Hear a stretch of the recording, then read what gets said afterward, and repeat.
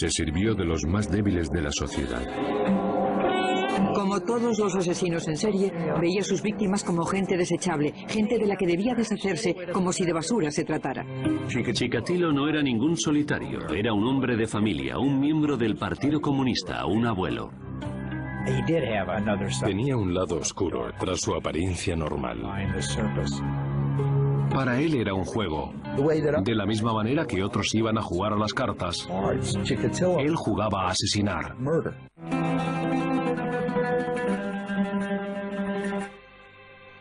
Rostov del Don, Rusia, octubre de 1982. Un destacamento especial busca desesperadamente a un asesino en serie. La investigación había comenzado 4 meses antes cuando se encontró el cuerpo sin vida de una niña de 13 años en una sombría zona de bosque. La habían matado a puñaladas y le habían arrancado los ojos. Existe una superstición rusa que dice que lo último que la víctima de un asesino ve se queda grabado en sus ojos. Al poco tiempo, se descubrieron otros 2 cuerpos en condiciones parecidas. Habían abusado sexualmente de las 3.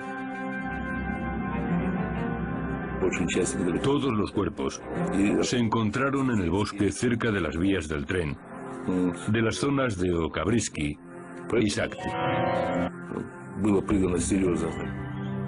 Al principio, la naturaleza cruel y ritualista de los asesinatos llevó a la policía a sospechar que se estaban llevando a cabo cultos satánicos o que un grupo de gente estaba recolectando órganos para trasplantes.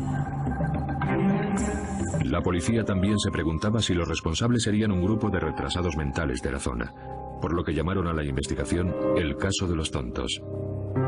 Ninguna de estas teorías resultaron ser ciertas. En la era soviética, los investigadores locales no estaban preparados para entender la naturaleza tan cruel de los asesinatos. Nunca se habían encontrado con un caso de este calibre y eran reacios a admitir que este tipo de cosas podían suceder en un estado comunista. Lo único que podían hacer era recopilar pruebas. Hicimos un trabajo muy escrupuloso, que fue desde la identificación de los cuerpos hasta las pruebas forenses de los restos. A pesar de sus esfuerzos, el número de asesinatos aumentaba. En 1984 habíamos encontrado un total de 23 cuerpos. Algunos de los cadáveres eran recientes, lo que nos ayudó a hacernos una idea de las heridas de las víctimas y del comportamiento del asesino en la escena del crimen. Muchas de las víctimas eran chicas y chicos jóvenes que habían sido encontrados en los bosques de los alrededores de Rostov. Todos habían sido mutilados. En algunas de las víctimas se podía ver aún el reflejo del horror en sus ojos. Fue muy duro porque la mayoría eran niños, con el pecho y el vientre cortado. Era horrible. En muchos casos, estaba claro que había arrancado con los dientes partes de los cuerpos.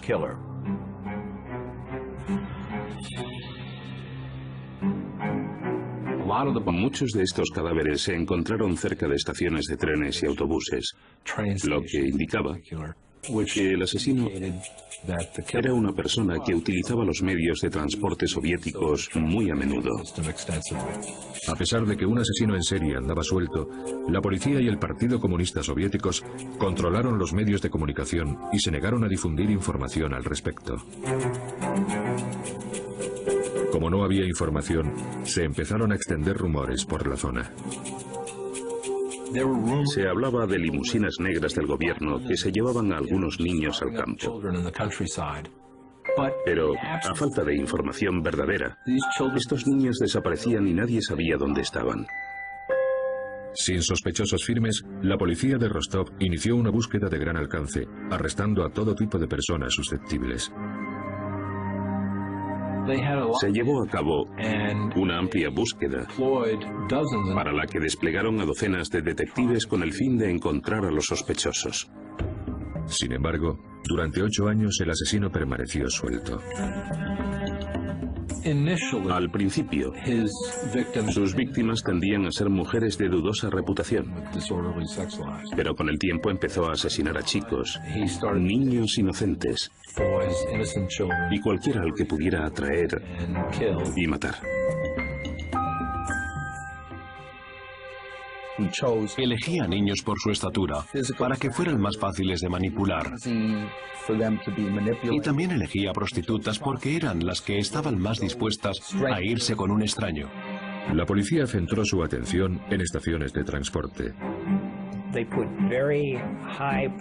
Pusieron a los oficiales de policía más destacados en casi todas las estaciones de trenes y autobuses. Las estaciones más grandes estaban patrulladas por policías con uniforme. Intentábamos jugar con las emociones del asesino para llevarle así a zonas más aisladas. Se destinó a policías secretos a esas zonas aisladas para vigilar. A principios de noviembre, la estrategia dio sus primeros frutos. Un detective de paisano que vigilaba una solitaria estación de tren había visto a un hombre que venía del bosque. El oficial vio una mancha de sangre en su carrillo y lo que parecía ser un corte profundo en su dedo.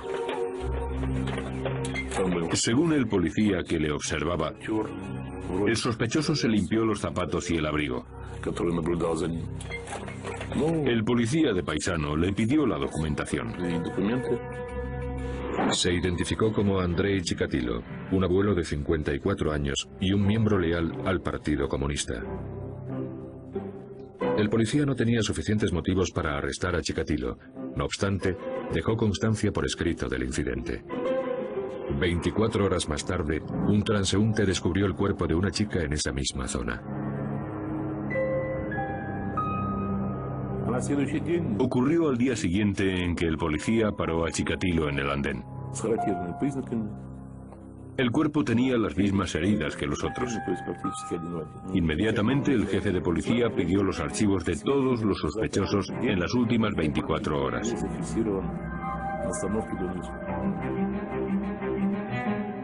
El 20 de noviembre de 1990, Andrei Chikatilo fue detenido en un mercado de Rostov.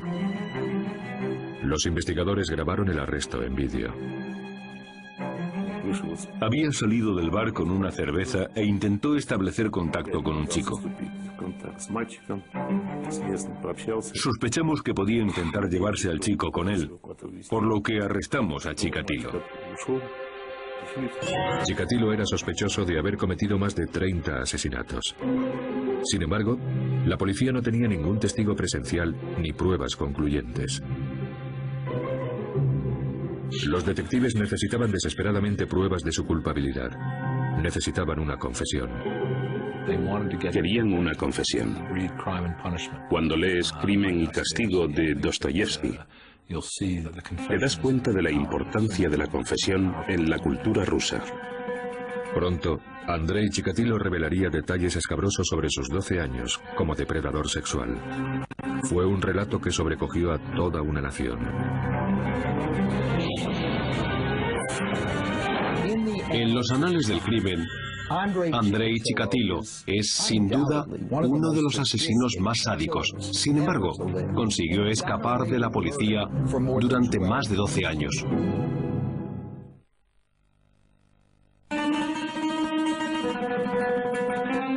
Noviembre de 1990.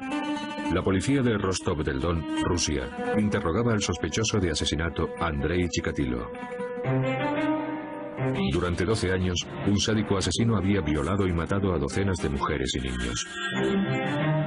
Las autoridades estaban convencidas de que Chikatilo era culpable.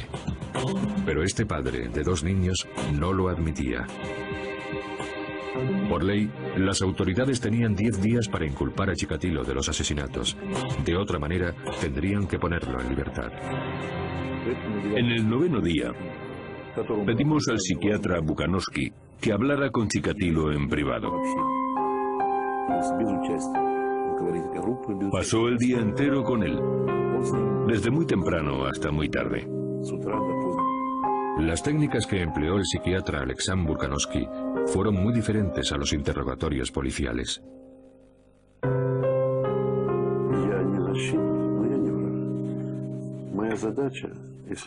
Le expliqué que no era ni su enemigo ni su defensor. En el lenguaje médico no existen las palabras culpable o mal. Yo no era juez, simplemente médico. Chikatilo se abrió con Bukanovsky. Tras varias horas de conversación, empezó a confesar sus crímenes. Creo que, de alguna manera, quería que le cogieran. No me puedo creer que alguien que haya hecho ese tipo de cosas durante tantos años y que viva en un infierno que él mismo ha creado, no quiera salir de allí. Incluso nos enseñó orgulloso varias de las técnicas que empleaba en el gimnasio del KGB, técnicas en las que utilizaba muñecos que representaban a las víctimas. Chikatilo no solo admitió los 36 asesinatos de los que la policía tenía constancia, sino que también describió otros 17 que la policía no le había atribuido a él. Desde entonces, comenzamos a recopilar pruebas para demostrar su conexión con las otras muertes.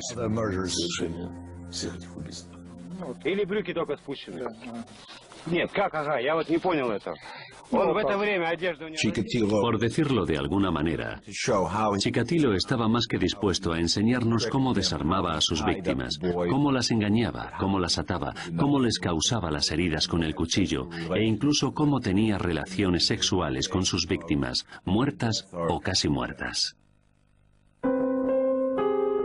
Lo que sabemos de los asesinos en serie es que al principio no te cuentan nada, pero después se empiezan a derrumbar y comienzan a contarte picos y cabos de sus crímenes.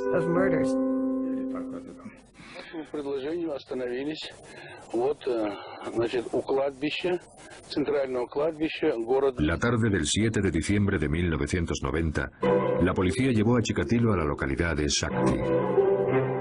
De nuevo, uno de los oficiales tenía una videocámara.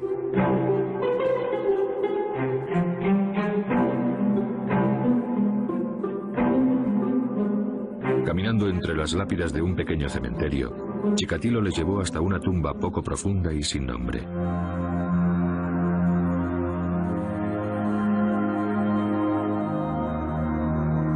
La policía excavó hasta encontrar una zapatilla de niño entre la tierra. Chikatilo miraba con toda tranquilidad, indiferente a lo que sucedía. Sin embargo, estos horrores sobrecogerían a todo el país. ¿Qué pudo haber creado a este asesino brutal? ¿Cómo pudo haber matado a tantas personas durante tanto tiempo? ¿Qué llevaría a una persona a traspasar esa línea y a convertirse en un criminal en serie de ese tipo?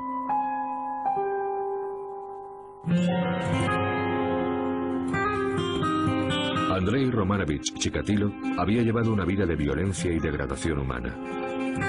Nació en 1936 en la localidad ucraniana de Yablosnoya. Joseph Stalin gobernaba la Unión Soviética con mano dura y la hambruna devastaba al pueblo ucraniano.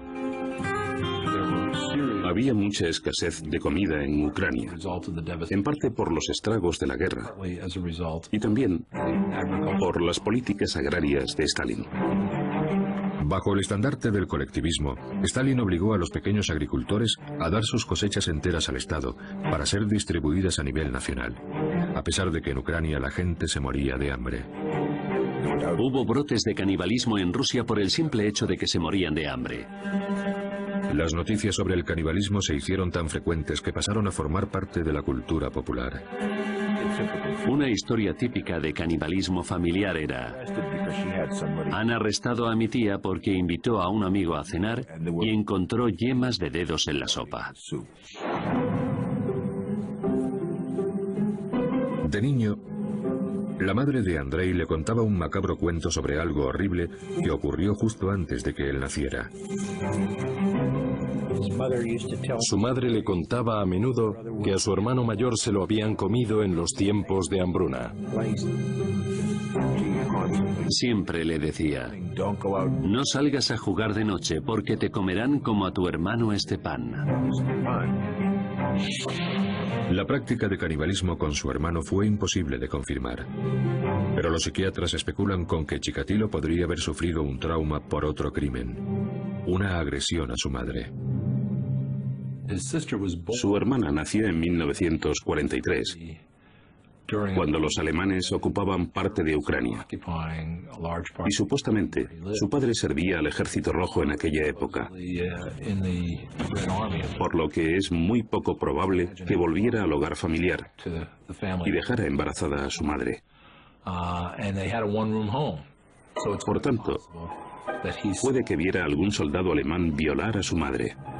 Otro golpe tremendo para un Andrei de 13 años fue la suerte de su padre, al que hicieron prisionero los nazis.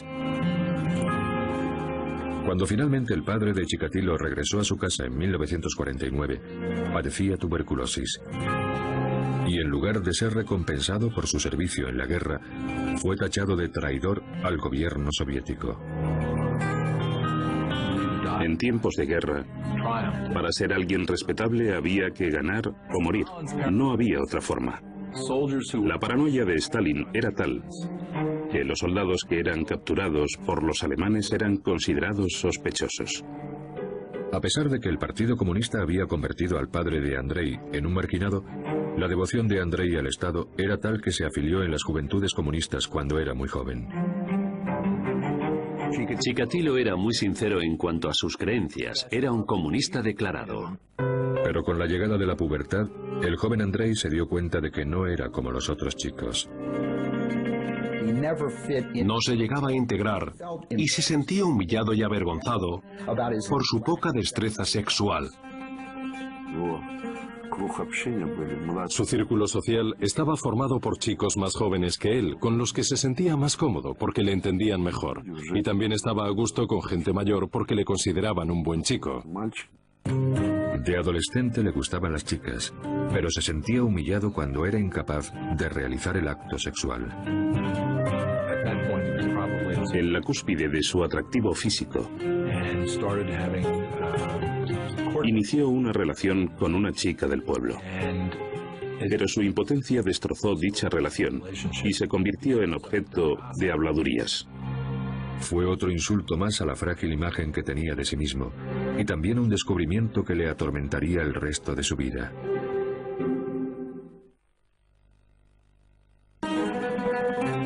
En 1955, Andrei Chikatilo quería escapar de Ucrania y de sus recuerdos de una miserable juventud. En su adolescencia, Andrei ya sabía que era impotente. Para compensar esta carencia, Chikatilo decidió mejorarse a sí mismo en otros aspectos.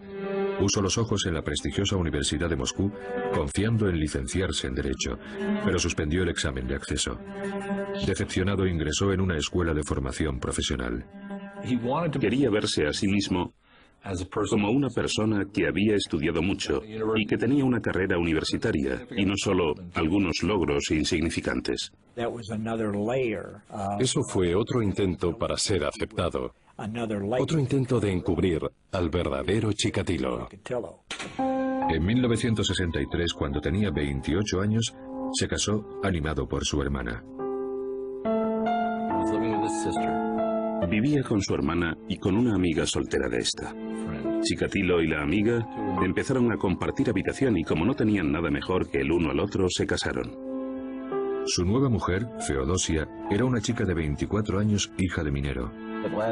Al menos, había encontrado a una persona con la que comunicarse y relacionarse, y con la que tener una relación emocional aparentemente normal. Nunca pudo llegar a tener relaciones sexuales normales con su mujer, pero a través de un proceso de masturbación e inseminación pudieron concebir. En 1965 lo consiguieron. Tuvieron a su hija, Lyuda, y 4 años después a su hijo, Yura.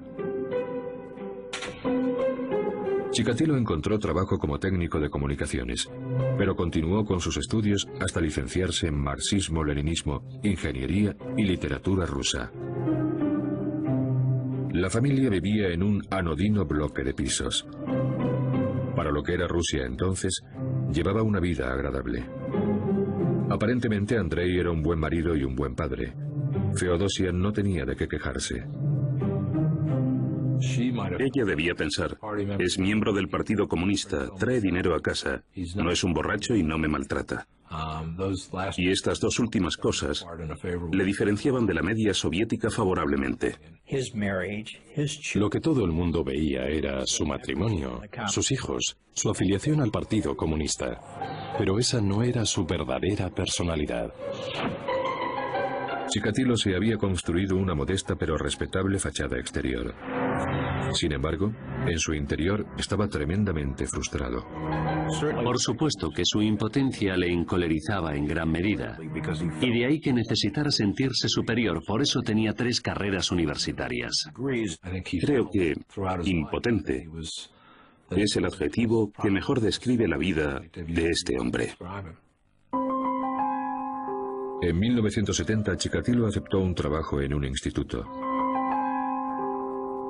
Este hombre de 34 años esperaba ser aceptado y respetado como profesor. Sin embargo, lo único que encontró fue humillación. Sus alumnos no le tomaban en serio, se negaban a comportarse bien e incluso fumaban delante de él en la clase. No era una persona que se hiciera respetar en una clase llena de niños. Y siempre se burlaban de él. Sus alumnos le llamaban el ganso. Y ganso en ruso también es una especie de memo. No inspiraba ningún respeto. Y lo que era peor, Chikatilo se ponía furioso al ver a los jóvenes enamorándose a su alrededor y, según él, teniendo relaciones sexuales. Una de las cosas que quería cambiar y que no podía era su impotencia sexual. Sentía que el mundo había cometido una tremenda injusticia con él. Incluso la gente de dudosa reputación podía disfrutar de la sexualidad, de los placeres del amor. Pero Chikatilo, el erudito, el brillante, el especial, el genio, no podía. Y esa era la causa de su cólera. A principios de los años 70, Chikatilo reaccionó a su rabia y frustración abusando sexualmente de sus alumnos, tanto chicos como chicas. Se sentía tan rechazado por los adultos al no ser capaz de mantener relaciones sexuales que se centró en los niños indefensos. En 1974 fue despedido acusado de mala conducta sexual con los alumnos.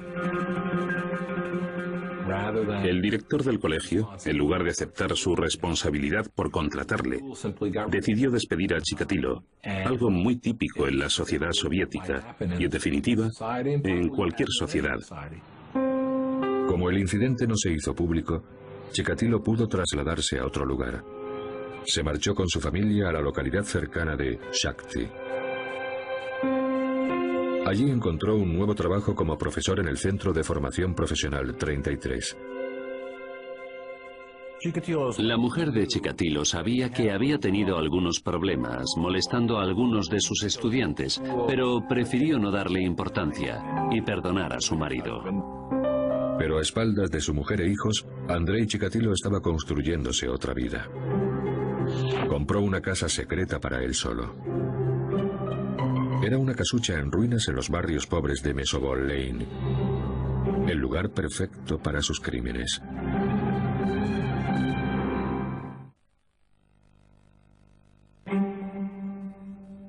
En Shakti, Rusia, Andrei Chikatilo tenía la imagen de un abnegado padre de familia. Sin embargo, su fuero interno estaba lleno de deseos oscuros y criminales. En 1978 empezó a llevar a la práctica dichos sentimientos. Primero, se hizo con una casucha en un barrio marginal. En diciembre llevó allí a una niña de 9 años. Su nombre era Yelena Sakhotnova. Sus amigos la llamaban Lena. La había conocido en una parada de autobús y le había ofrecido un chicle, algo que los niños soviéticos ven poco. Y se fue con él a la casa.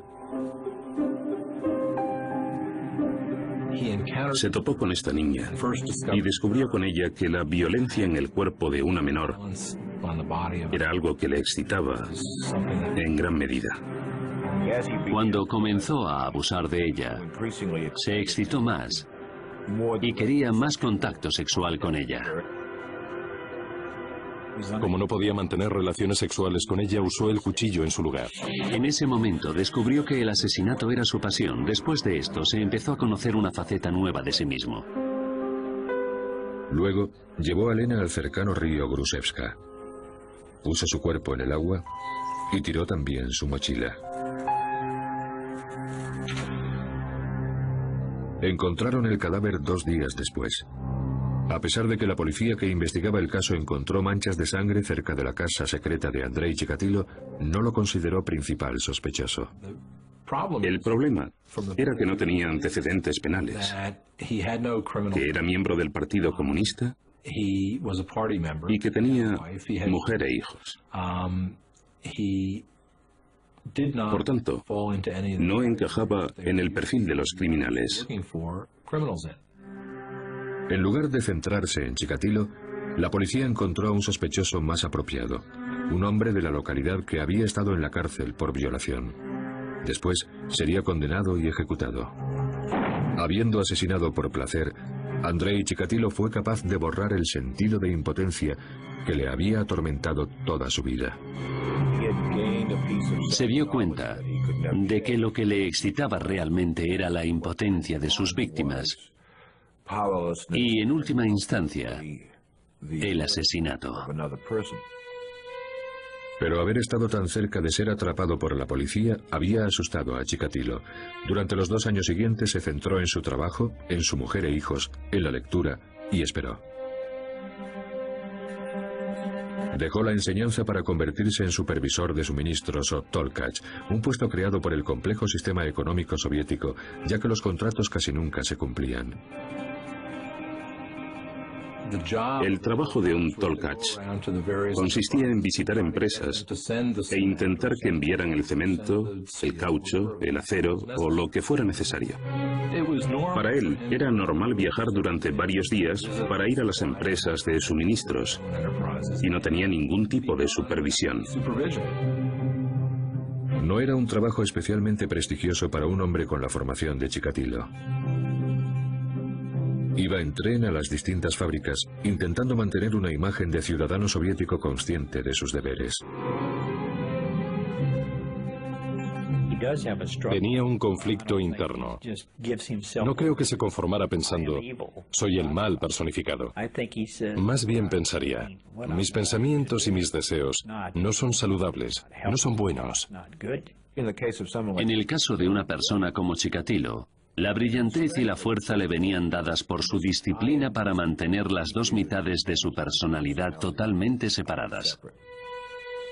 Durante más de 2 años, Chikatilo pudo controlar sus instintos asesinos, pero finalmente su lado oscuro resurgió. El 3 de septiembre de 1981, al pasar por una biblioteca de Rostov del Don, vio a Larisa Tachenko de 17 años. La convenció para que le acompañara al río Don y después la condujo al bosque.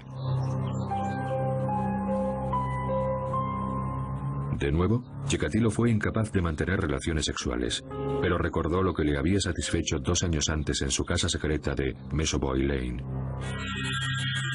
Intentó violar a la chica, pero fue incapaz, por lo que Chikatilo sacó toda la rabia que tenía dentro de sí.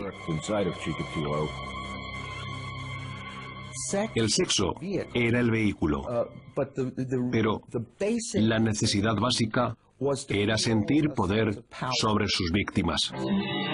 Chikatilo asesinó con más brutalidad que nunca. Apuñaló a su víctima una y otra vez y después la mordió salvajemente. Estaba saldando cuentas. Estaba furioso con la humanidad y sobre todo con las mujeres. Quería vengarse y lo hizo con las personas que más le habían rechazado en su vida, las mujeres. Con su segundo asesinato, la vida normal de Chikatilo se rompió. Como consecuencia de tantos años de frustración, se convirtió en un asesino en serie.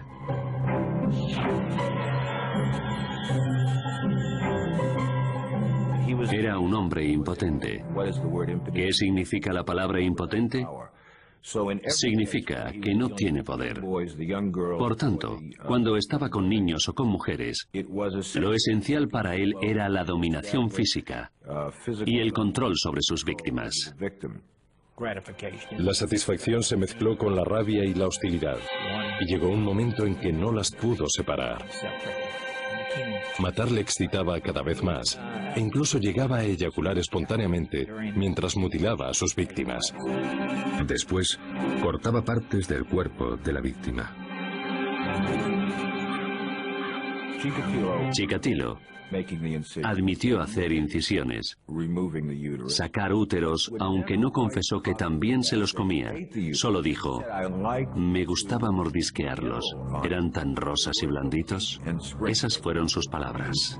Lo que había empezado como una búsqueda de satisfacción sexual se había convertido en numerosos asesinatos, los peores de la historia rusa.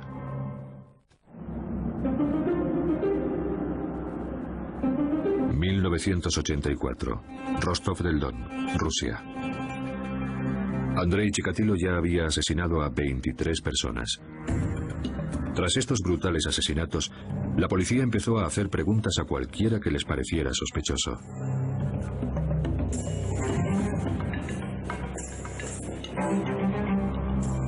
El 13 de septiembre, 2 detectives de Rostov vieron a un hombre de 1,80 m de estatura con una gorra negra de pelo. Estaba intentando entablar conversación con una chica. Decidimos no arrestarle allí mismo, para seguirle y ver qué hacía. Los oficiales seguían a Chikatilo cuando abordaba a las chicas. Pero un día vieron tocando a una prostituta en una solitaria estación de tren. Este acto de lascivia pública fue suficiente para arrestarle.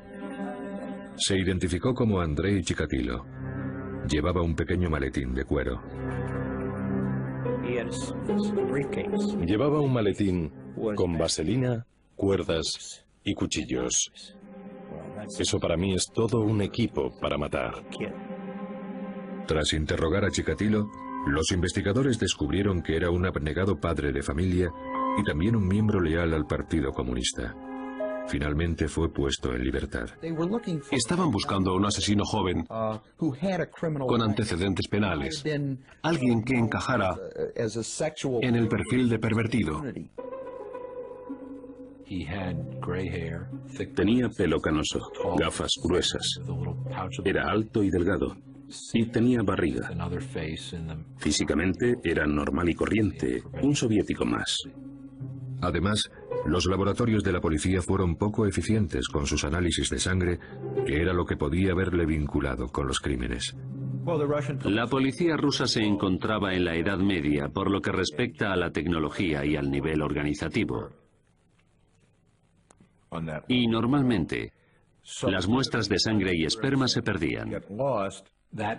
Eso es un ejemplo de las carencias de la ciencia y de las capacidades productivas soviéticas. Chikatilo era libre para matar de nuevo. La policía estaba deseando poner fin a los crímenes, por lo que decidieron probar una técnica criminológica estadounidense: los perfiles psicológicos. El psiquiatra Alexander Bukanovsky fue contratado para crear un retrato psicológico del asesino.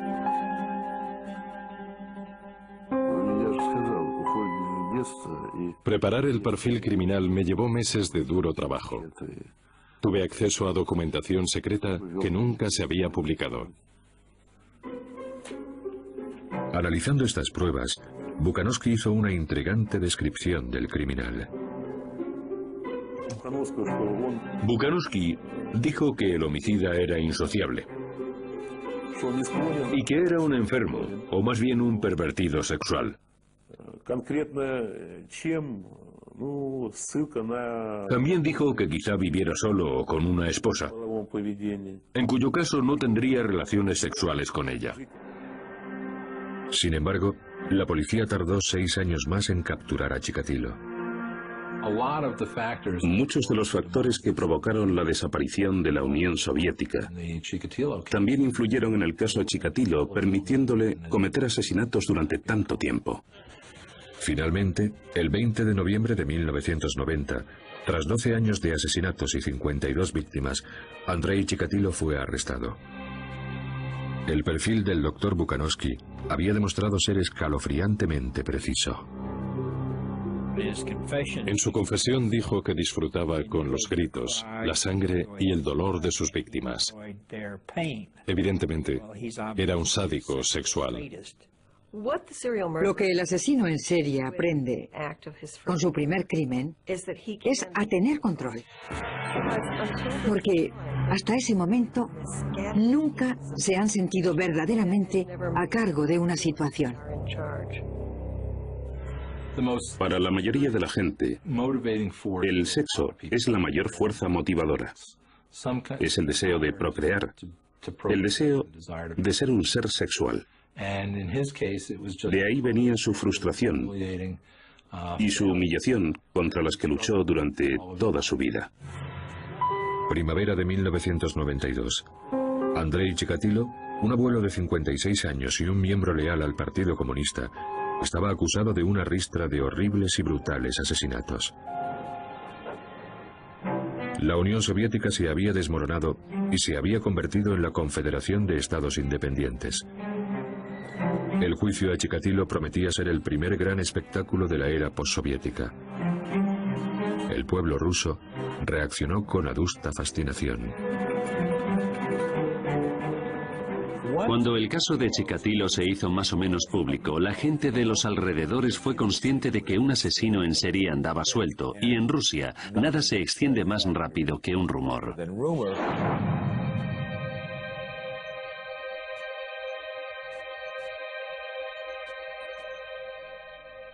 Pronto empezarían a llamar a Chikatilo el carnicero de Rostov.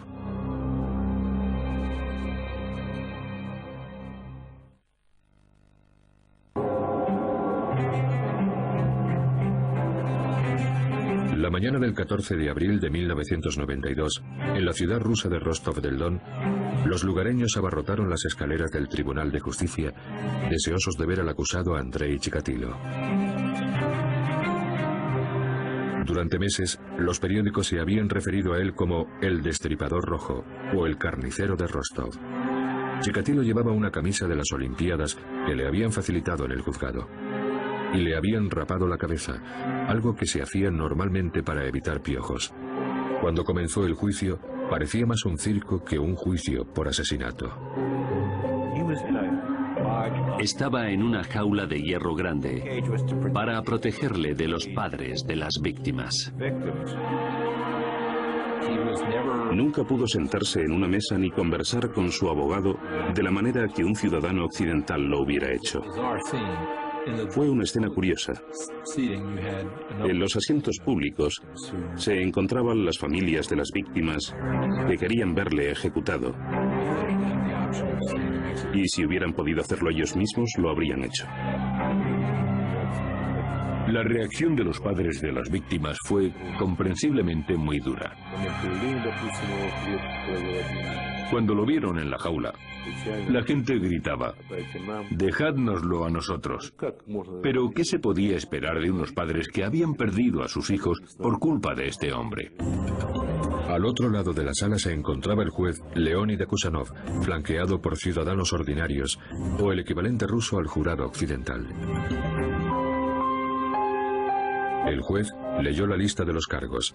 Las pruebas llenaban 222 registros. Las historias que contaban eran horribles.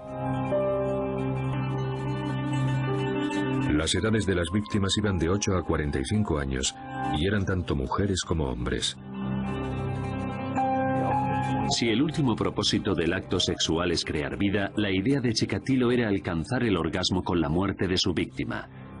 Era antisexo y antivida. El juez estuvo leyendo durante 2 días la lista de acusaciones. El 16 de abril se permitió al acusado dirigirse al jurado. Las familias de las víctimas le insultaron y hubo quien se desmayó. En una complicada declaración de 2 horas, Chikatilo se describió a sí mismo como un hombre a quien le habían robado los genitales. Impotente de nacimiento, Chikatilo afirmó que sus problemas sexuales le habían llevado a cometer dichos crímenes. reafirmó que nunca planificó sus asesinatos, sino que lo hacía cuando perdía el control sobre sí mismo. En algunos momentos parecía que quería hacer ver que estaba loco. Una de las veces que yo fui, empezó a saltar y a gritar al juez, y después se bajó los pantalones. Otras veces empezaba a maldecir y a gritar. La mayoría de los observadores creían que el comportamiento de Chikatilo en la sala era para inspirar lástima. Si se le consideraba demente, le llevarían a un hospital psiquiátrico. Si se le consideraba cuerdo, lo ejecutarían. En Rusia, las ejecuciones consistían en un disparo a la cabeza. La definición de cordura y demencia desde un punto de vista legal es cuando la persona en cuestión puede diferenciar el bien y el mal. Esta es una definición internacional válida también en la Unión Soviética. El juicio duró 6 meses. En él, Chikatilo se presentó como una víctima desgraciada de la indiferencia y una metáfora horrible del fallido experimento social que fue Rusia. En su defensa, culpó a Stalin, a sus padres, al canibalismo provocado por la hambruna, al Partido Comunista e incluso a su tipo de sangre. La acusación llegó a afirmar que Andrei Chikatilo era el asesino más calculador y diabólico de todos los tiempos. Sus crímenes fueron nauseabundos, pero yo no creo que fuera un enfermo mental ni un demente. Era una mala persona, pero no estaba loco. Era muy astuto, pero no loco. El 14 de octubre de 1992 sería el día en que se reconoció a Andrei Chikatilo como un asesino en serie. El juez Leonid Akusanov tardó 2 meses en escribir la sentencia final. Todo el mundo sabía que le iban a condenar. Y todo el mundo conocía la sentencia, pero había mucho interés en seguir todo el proceso.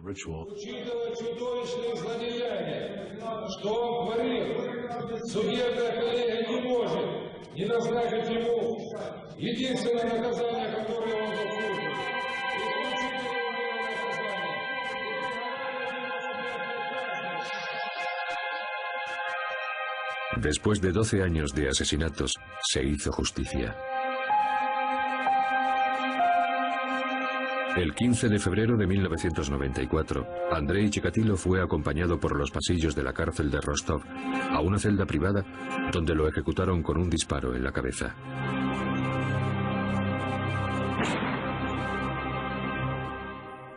En el período subsiguiente a su ejecución, escritores, periodistas y familias de víctimas intentaron encontrar algunas muestras de humanidad en Andrei Chikatilo.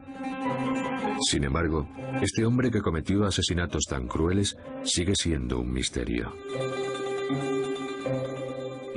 Él mismo habló de sus motivaciones, pero nunca con la suficiente sinceridad como para explicar los espantosos crímenes que cometió a lo largo de su vida. Después de haber visto los cuerpos sin vida de tantas víctimas, creo que es normal que le odie. Sentí un gran alivio cuando finalmente capturamos a Chikatilo y me di cuenta de que nunca controló lo que estaba haciendo. Era una persona enferma que actuaba en contra de su voluntad. Se le puede considerar víctima de sus circunstancias o mala persona que conscientemente asesinó a sus víctimas. Pero la maldad que creció dentro de él no era algo extraño al ser humano. Quizás la sentencia final de Andrei Chikatilo fue escrita por él mismo. Una expresión de culpabilidad y de odio a sí mismo que deja ver su naturaleza violenta y espeluznante. Y ahora, mi cerebro debería hacerse pedazos y examinarse para que no haya otros como yo.